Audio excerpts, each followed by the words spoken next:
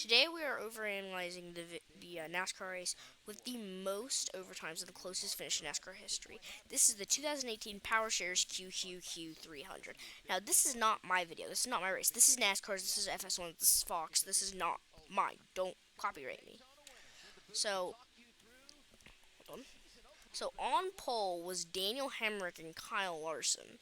The race is 120 laps, so that was at schedule distance. But it gets crazier.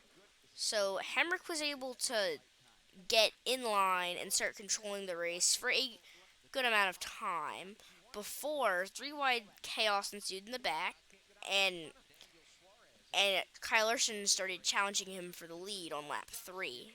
The first two or three cars started going single file around lap 6 or 7, while it was still numerous 2 and 3 battles throughout the entirety of the pack. By the beginning of lap 9, Kyle Larson had a massive push from Joey Logano and was then out in the lead for the first time in the race. However, on lap 10, Austin Cindric got into the 18 of Daniel Suarez and got into the wall with other cars such as Christopher Bell involving him, and the first caution of the day came out. The 60 car ended up retiring, and I believe, I'm not sure about this, but I believe the 20 did as well. You see here, the 60, all he did was he got loose, clipped the 18 of Suarez, clipped the 9, that's Tyler Reddick, into the wall, into the 19, got a bit of it, the 20, and then hard into the wall. Leading them to the restart was the same front row, but just inverted. The 42 of Kyle Larson would lead them to the green with Daniel Hemrick on his outside. The cars would be a bit better behaved, but still numerous 2 and 3 wide battles throughout the entire field. Single file started coming around 12 to go in stage 1, around lap 19, with Kyle Larson leading the race, followed by Joey Logano and Justin Allgaier. However, the pack kept catching up to them, and Logano attempted to get the lead, but Justin Allgaier got to the inside of him. Elliott Sadler then, with 4 to go on the stage, ended up taking second spot, followed by Daniel Hemrick making a comeback, pushing the 22 and the 7 farther back in the field to 5th and 7th, respectively. With 2 to go on the stage, the 22 finally got back up to challenge for the lead. However, Elliott Sadler would keep blocking and would end up succumbing the 22 to second place. However, would put up a great show.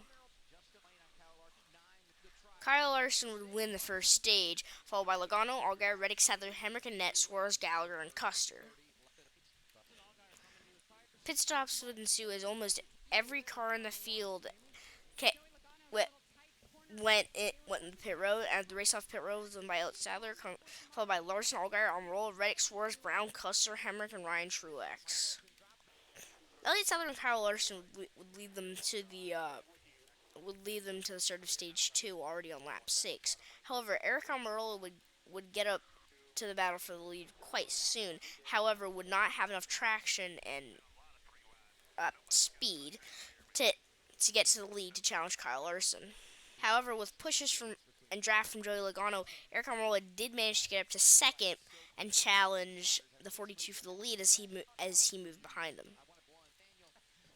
Logano would then finally get back to second behind the 42 of Larson and would challenge him and attempt to win stage 2. During a commercial break, the 88 of Chase Elliott managed to get up to second with help from Joey Logano. Elliott and Larson attempted to battle for the lead for quite a while. However, the 42 got shuffled out and Chase Elliott took the lead, and Spencer Gallagher and Daniel Suarez became your new top 3. After a small camera cut with help from the 22 Joey Logano, Kyle Larson finally got back to the lead during a commercial break. Chase Elliott then got back to the lead with 4 to go in stage 2, with Joey Logano challenging him.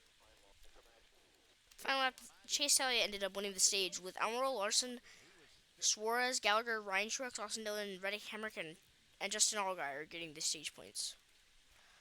Pit stops happened, and the top 10 coming off pit road was Almirola, Henrik, Austin, Logano, Larson, Elliott, Suarez, Dylan Lupton, Gallagher, and Sadler.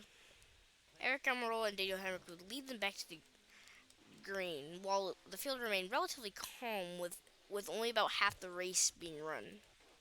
However, with a big run from cars behind them, Kyle Larson got back to the lead after side drafting Eric Almirola.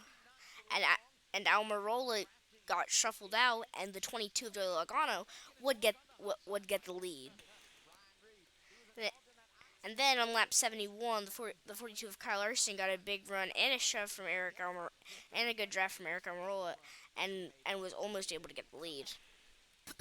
The lead did not change again until 46 laps to go.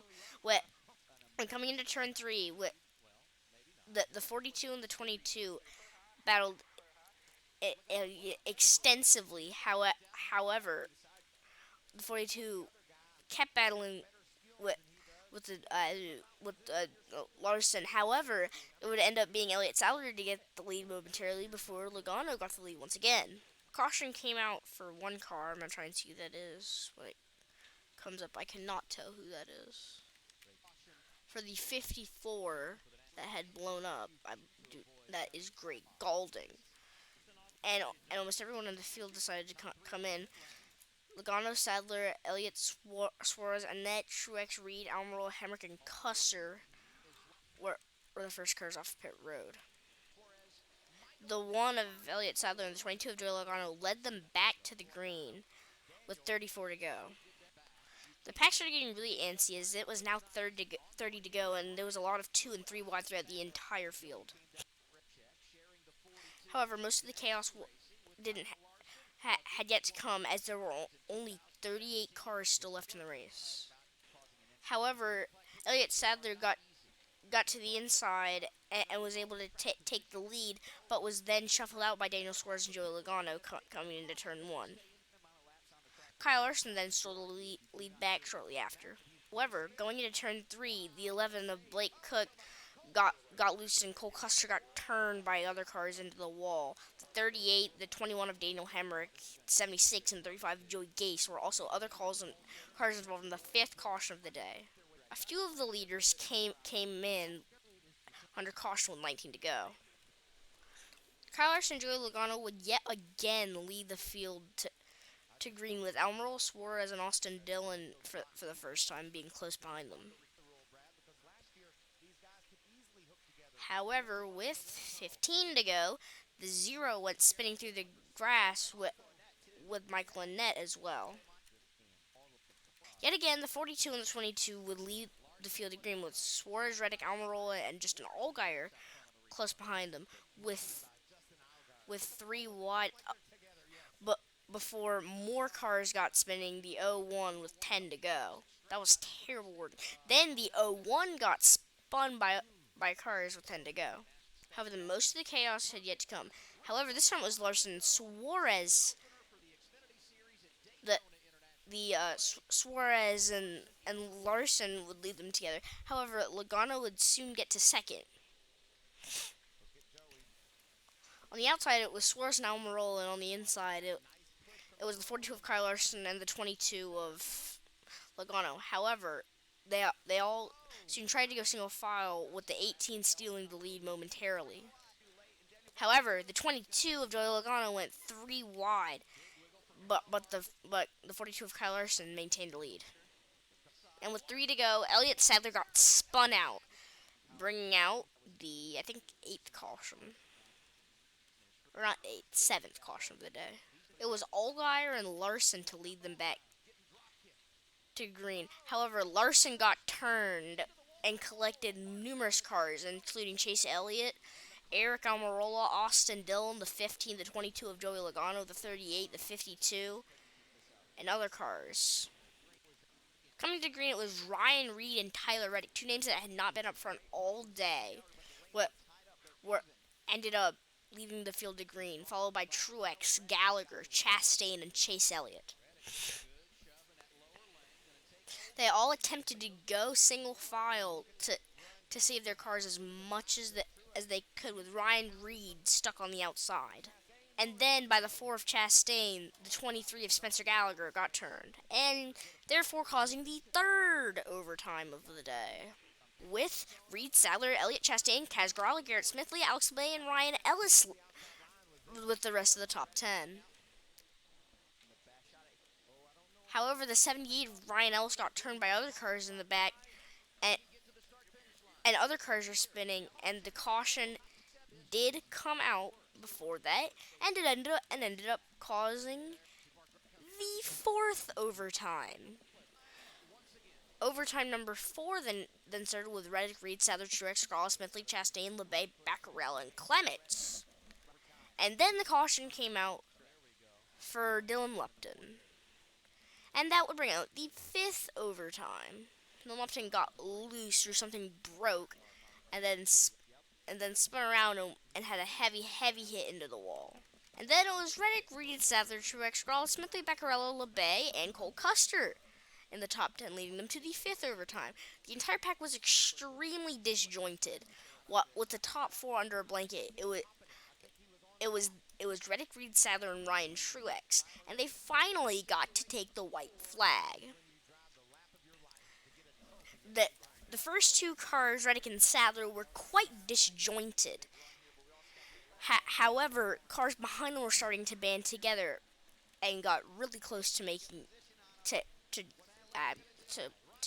switching leads. However, 4 cars were then under a blanket, owned as the same 4 as earlier, with the 9 and the 1 out front yet again, and coming out of turn 4 for the final time. And then between them, Tyler Reddick won in the closest finish in NASCAR history by 0.0005 seconds, half of a thousandth of a second. Oh boy.